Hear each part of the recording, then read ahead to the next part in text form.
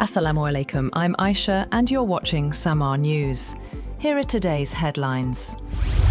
Conflicting signals from the United States and Iran over the status of talks to end their 5-month-old war have boosted uncertainty. US President Donald Trump said the talks were underway, warning of a last chance for Tehran to sign a good deal. But Iran denied that negotiations were being held or planned. Trump claimed the sides were talking at the request of Iran, Saudi Arabia, the UAE and Qatar, among others. Iranian Foreign Ministry spokesman Esmail Baghaei said no negotiations with the United States were taking place and no meetings were scheduled. Meanwhile, a cargo vessel broadcast it was hit by an unknown projectile near the Strait off Oman's coast.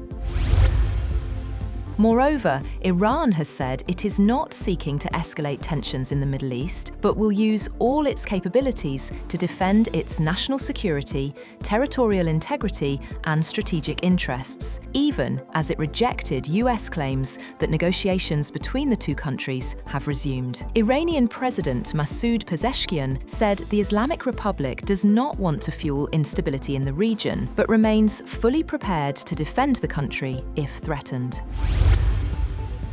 President Donald Trump has accused Iran's leadership of being unbelievably duplicitous after Tehran denied holding talks with Washington. In a social media post, Trump insisted that discussions were underway and also claimed that the Strait of Hormuz remained under US control. He warned that nothing would pass through the crucial waterway unless a deal, or what he called total surrender, was achieved. An Iranian Revolutionary Guards commander has said that forces in northwestern Iran are on full operational readiness to counter any threat. In a social media post, Ground Forces Commander Mohammad Karami said that fighters are prepared to deliver a decisive response to any miscalculation by what he called extra-regional enemies or terrorist groups.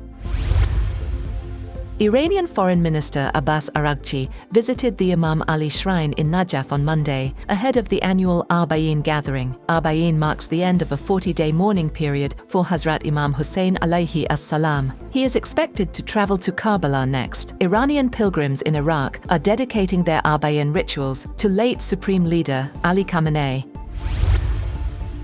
Iran has said that the US-Israel war is a war against the entire region, not just Tehran. Foreign Ministry spokesperson Esmail Baghaei said that the US military presence and use of Gulf countries' territory have increased insecurity and instability. He warned that regional states must prevent further escalation. The spokesperson also confirmed that Iran and Oman are discussing a unified maritime corridor through the Strait of Hormuz to facilitate shipping between the two countries. He said the proposed two-way corridor would combine routes through Iranian and Omani waters and serve the interests of both countries until a permanent shipping route is established. US President Donald Trump has accused ExxonMobil and Chevron of making too much money off higher fuel prices and said the oil giants should give some of that back to the public, a notable break from his usual alliance with the industry. Trump told reporters he didn't like it 3 days after the companies reported blowout second-quarter earnings as the ongoing war in Iran keeps oil prices high. Wildfires raging on the outskirts of Spokane, Washington, for a third day have destroyed at least 700 buildings and forced tens of thousands of people to flee their homes in and around the state's second most populous city. The Spokane area fires have blackened more than 8,000 acres since erupting on Saturday on the northern fringe of the city. Video footage from the fire zone showed a miles-long column of smoke creeping through treetops as airplane tankers swooped overhead, dropping scarlet-coloured fire-retardant slurries onto the blaze.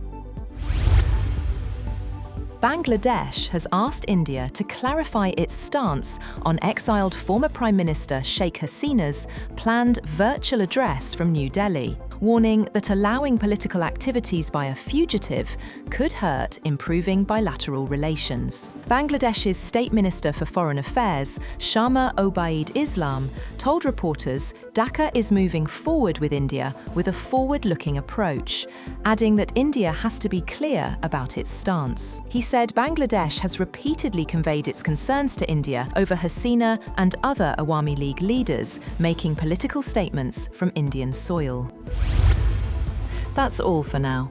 For more updates, visit www.samaa.tv. Thank you for watching Samaa News.